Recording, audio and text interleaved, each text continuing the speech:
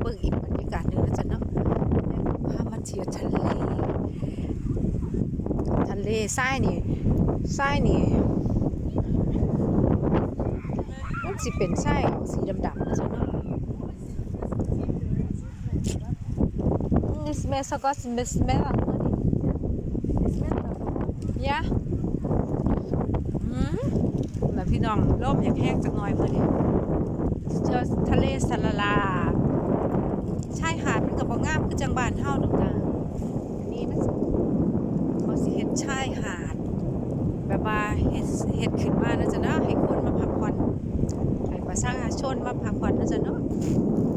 แต่กับบรรยากาศดีบ่ค่อยหลายพี่น้อง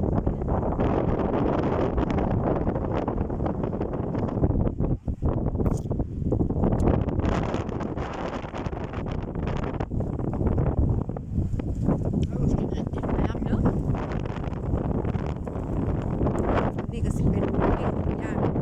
เขาจะเตรียมไว้ให้พร้อมไหนมากอะว่าปิ้งมาอย่างนี้เลยเราจะนอกเขาจะกับบริการให้เราก็ต้องรักษาความสะอาดกัน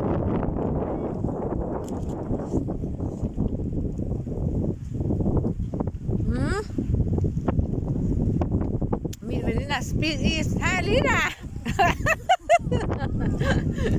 มูยจ้ะเลยไกลๆช่วงนี้น้ำไม่ค่อยคืนหลาย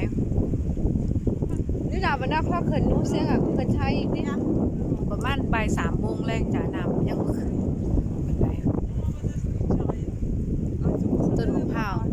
ใบมะพร้าวอยู่แบง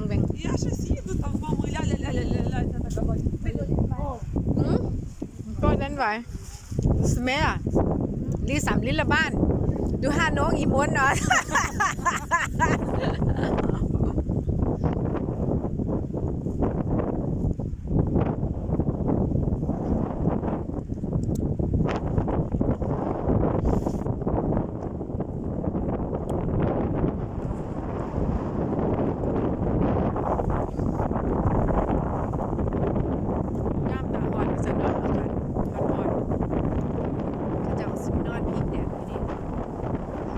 บ้าขาว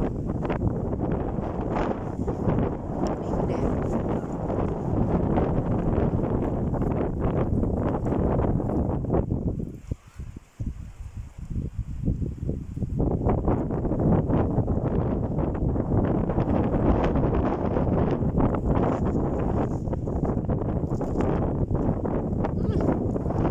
พ่อคำมีมนนี่ด่าว่าเละสุดเห็น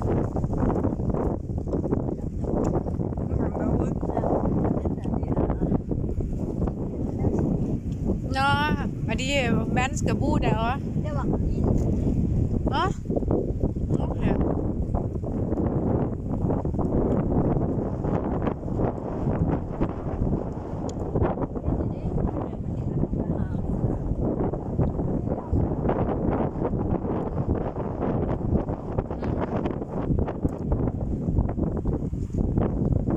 ไม่แล้ว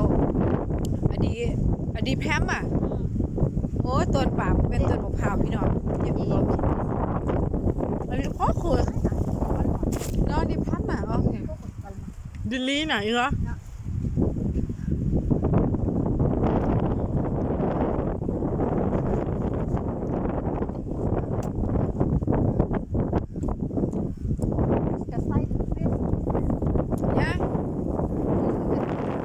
เมื่อยังแฟดีที่ฮีล่ะที่อัพที่ดิสกันนี่เนาะก็ทั่วแบบแดงอ๋อขี้ได้ลิตรเฮลเนี่ยอีก็ไอ้อาบอีเฮลสิคนแฮนทีอีก็อย่างก็ทั่วแบบแดงอ๋อแล้วแม่ที่ทำแอนมูลีซะสปีสันซีนไอแม่ซะอย่างแล้วอ่ะนุ่งสเปเชียลแม่ที่ทำแอนเนี่ยไม่สเปเชียลแรงไฮโซฮุนจันเนาะถ้าเบิ่งกับร้านอาหารไปบุญน้ำใสพี่น้องมื้อนี้ฟังท่านนั้นก็จะเป็นพัดลม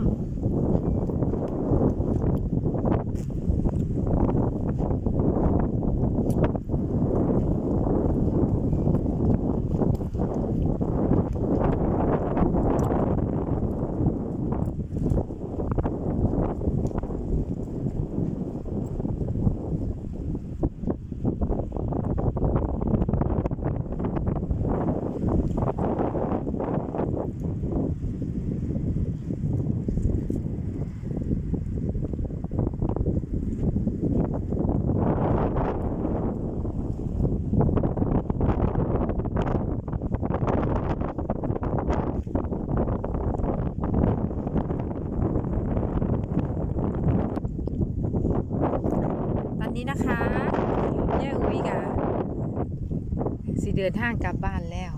เสร็จภารกิจแล้วเนี่ยพาอยากเที่ยวตามชายหาดทะเลนะจ๊ะเนาะเป็นพอไปยายอุ่ยไหมคลิปหน้านะจ๊ะเนาะฝากติดตามยายอุ่ยคนนี้กดติดตามกดไลค์กดแชร์ให้ยายอุ่ยนะจ๊ะเนาะโชคดีนะคะทุกท่านสวัสดี